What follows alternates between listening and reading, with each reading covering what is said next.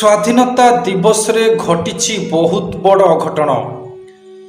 ଆଖି ପିଛୁଳାକେ ଚାଲି ଯାଇଛି ଜଣେ ଶିକ୍ଷୟିତ୍ରୀଙ୍କ ଜୀବନ।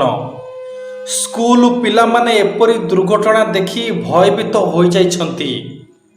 ଶିକ୍ଷକମାନଙ୍କ ଭିତରେ କୋକୁଆ ଭୟ ସୃଷ୍ଟି ହୋଇଯାଇଛି।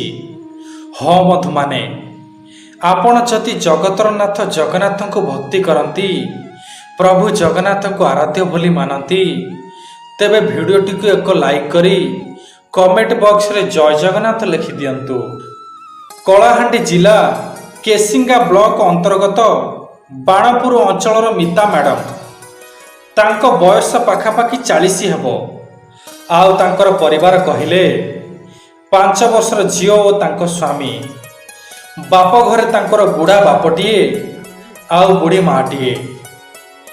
ଏଇ ଗତ 6-7 ବର୍ଷ ହେବ ବିବାହ କରିଥିଲେ।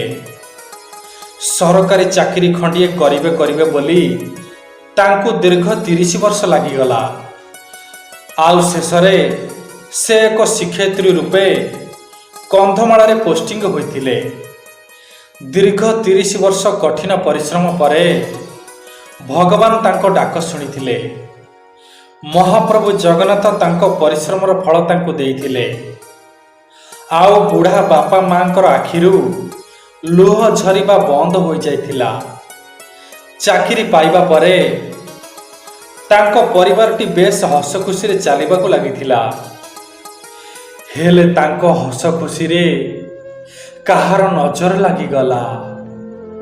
ଆଜି ସକାଳୁ ତାଙ୍କ ସହିତ ଘଟିଯାଇଛି ବହୁତ ବଡ଼ ଅଘଟଣ। ସ୍କୁଲର ଶିକ୍ଷୟିତ୍ରୀ ହୋଇଥିବାରୁ ତାଙ୍କୁ ସ୍ୱାଧୀନତା ଦିବସ ପାଳନର କିଛି ଦାୟିତ୍ୱ ଦିଆଯାଇଥିଲା। ଯେମିତିକି ଫୁଲ ତୋଳାଠୁ ଲଗେଇ ପିଲାମାନଙ୍କ ପାଇଁ ପୁଡ଼ିଆ ଆଣିବା ପର୍ଯ୍ୟନ୍ତ। ସେଉଠି ସେ ରାତି 4ଟାରୁ ଉଠି ତାଙ୍କ ପାଖରେ ଥିବା ଏକ ସାଙ୍ଗ